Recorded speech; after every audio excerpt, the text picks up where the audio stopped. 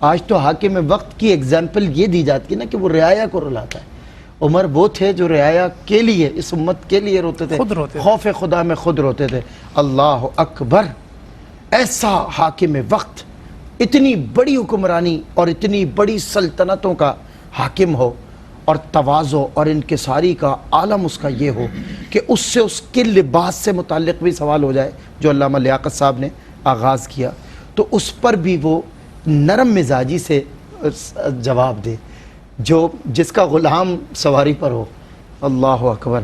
حضرت جوانی کے مشاغل سیدنا عمر فاروق کے کیا تھے، جو ان کی ظاہر ینگ ایکٹیویٹیز ہیں، وہ کچھ ارشاد فرمائیں. سیدنا عمر فاروق رضی اللہ تعالیٰ عنہ نے اپنی جوانی بہت ہی ایکٹیو گزاری، بہت متحرک گزاری، اور عرب کے اندر جتنے مشاغل ہوتے تھے، مثال کے طور پہ گھڑ سواری کرنا، سیر و سیاحت کرنا، اور آپ نے تجارت کے لیے جوانی کے اندر بہت اسفار فرمائے. اچھا ماشاءاللہ. سفر جو ہوتا ہے وہ انسان کو بہت کچھ سکھاتا ہے. ظاہر تسخیر کائنات کے لیے سفر ضروری ہے. سفر و ظفر، اسے کامیابی کامرانی. آپ نے اسفار فرمائے، آپ نے گھڑ سواری فرمائی، اور آپ جو ہے پہلوانی کیا کرتے تھے. اور سب سے بڑھ کر جیسے ہم نے ذکر کیا کہ فصاحت و بلاغت اور جو شاعری ہے، جو سوق اوقاس کے اندر میلہ لگتا تھا، اس کے اندر سیدنا عمر فاروق رضی اللہ تعالیٰ عنہ کی زبان اور آپ کی شاعری اور آپ کا کلام جو ہے وہ چھایا ہوتا تھا. صحیح. اور بڑے بڑے جو شاعر ہیں وہ شاعر بھی سارے کے سارے عرب کے مغلوب نظر آتے تھے، اور عمر اس زمانے کے اندر بھی غالب نظر آتے تھے.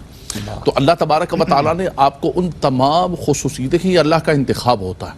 اللہ تبارک و تعالیٰ جب کسی سے کام لینا ہوتا ہے، کہتے ہیں کہ اسلام جو ہے وہ کمزور، اسلام عرب کے ان مضبوط لوگوں سے اٹھا، تجارت کے اندر، قوت بیان کے اندر، فصاحت و بلاغت کے اندر.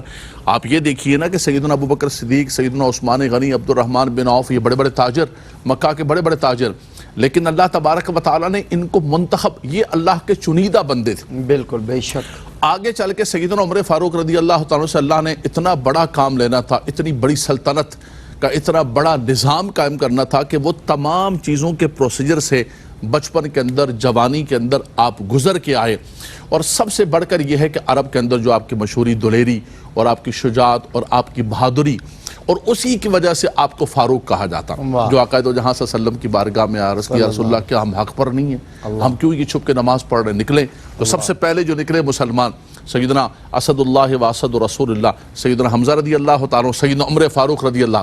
اس دن سے جو آپ نے فرمایا نا کہ آج ٹائٹل ہے فاروق کا، یہ فاروق کا ٹائٹل آپ کی وہ شجاعت اور بہادری اور اس کے اثرات سارے آپ کے بچپن سے اور جوانی سے، آپ نے بتایا نا ایکٹیویٹیز ایسی بالکل اور اسی جوانی کی یہ شجاعت اور بہادری تھی، آپ کی فصاحت و بلاغت تھی کہ آپ کا قبول اسلام دیکھیں، آپ کی ہجرت دیکھیں، آپ کہ آپ نے ہجرت میں بھی کہا کہ فرمایا میں نکل رہا ہوں ہجرت کرنے کے لیے. کون اپنے بچوں کو یتیم کرنا چاہتا ہے، اپنی بیویوں کو بیوہ کرنا چاہتا ہے، وہ آ جائے میرا راستہ روکے.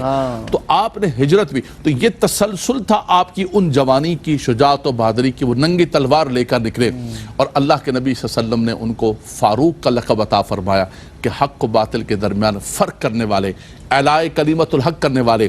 پہلی مرتبہ مسلمان خانہ کعبہ کی چھاؤں کے اندر اعلان اللہ کی بارگاہ کے اندر سجدہ ریزی کر رہے ہیں. یہ سیدنا عمر فاروق رضی اللہ تعالیٰ عنہ کا طرہ امتیاز ہے، اور رب تبارک و تعالیٰ نے ان کو یہ اعزاز و اکرام عطا فرمایا. واہ. اور جس طرح آپ نے فرمایا نا، علامہ صاحب نے ماشاءاللہ خوبصورت نقطہ کہ حضور سے آ کر جب ہم نے حضرت عمر کی سیرت کا جب مطالعہ کریں، یہ نقش ہو جانے والی چیزیں ہیں کہ اور ہونی بھی چاہیے. ہمارے رول ماڈلز یہ ہیں، ہمیں ان کا مطالعہ ضروری ہے. بچوں کو کروائیں کہ رسول اللہ صلی اللہ علیہ وسلم سے انتہائی عاجزانہ انداز سے کہ یا رسول اللہ ہم حق پر نہیں ہیں، کیا یہ دین حق پر نہیں ہے؟